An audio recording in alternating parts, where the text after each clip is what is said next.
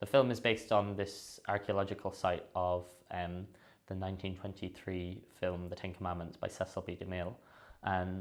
And the set at the time was one of the biggest sets ever made, and it had an avenue of 21 sphinxes, this 110-foot temple, and 4 50-ton pharaoh statues. And after the filming of the film was finished, DeMille ordered the set to be dismantled and buried in the sand dunes. Within my practice, I'm interested in dislocating these film props from their role within the cinematic mise-en-scène and elevating them in status to get us to, I think, question what these objects mean or what they do to our idea of history and our understanding of the past.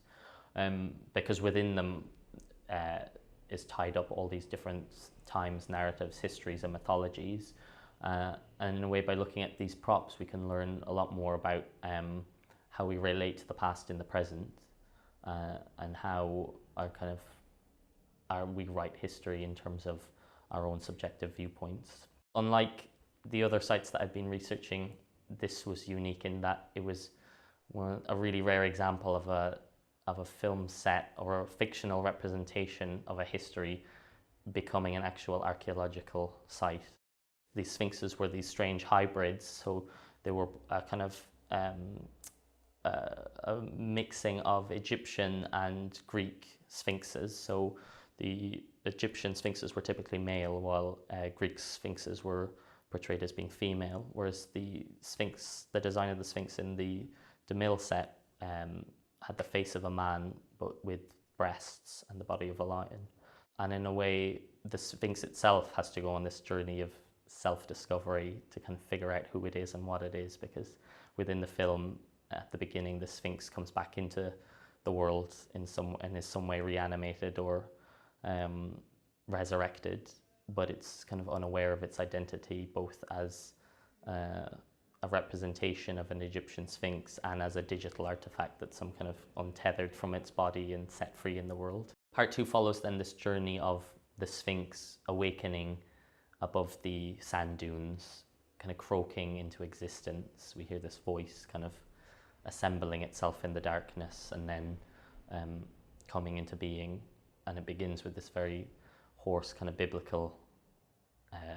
these biblical references that are kind of almost built from the rubble of language in a way. I worked myself up into a lingering, enigmatic question, rising above the garbled hints and hearsays that pointed about idiotically and which kept you busy with petty uncertainties. What if I don't bear reiteration well? What if I decline into a tiresome, cryptic dead end, or soften into a trifling mystery for children?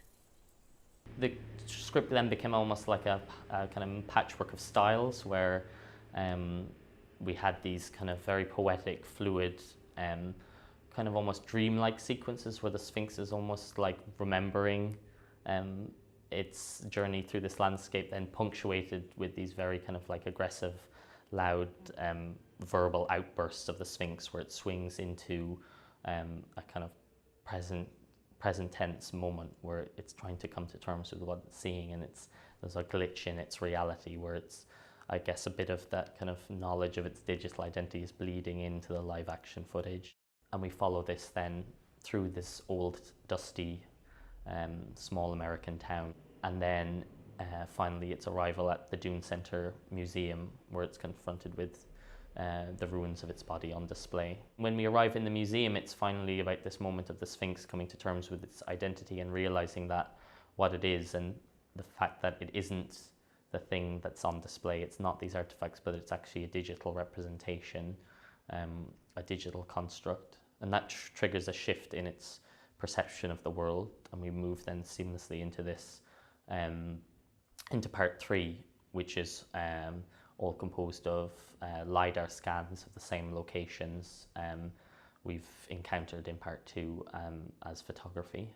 The laser scanner measures the distance between the scanner and an object by firing out a laser which bounces back to the laser scanning unit itself, and that then basically creates a an image or a representation of the location you've scanned composed of hundreds of thousands of these tiny points. So what you're left with is a point cloud. So this became a really interesting way for me to kind of depict how, or to kind of think about how a digital artifact might see the world. But also because of its use, I was really interested in using it because of its use in archaeology and thinking about how that as a tool for archaeological representation could be folded back on itself for use within fiction. Within this laser scanned environment, the kind of camera movements change from having been, I guess, very cinematic to being this more point of view style. We see the camera moving from side to side and it becomes much more frantic, as if it's an animal within this space, trying to figure out its surroundings. So winning the Jerwood FVU Award was really amazing because it allowed me to kind of really expand on the production side of my practice. Being able to work with so many different collaborators, I really took on this role of a director almost, which was a really interesting position to be, a really interesting position to take on, and really helped enrich actually the project. And surprisingly, yeah, even though there was so many collaborative elements involved, the project is still quite close, I think, to the original proposal. And any changes that have kind of come through because of those collaborations, I think have actually really made it a much stronger film.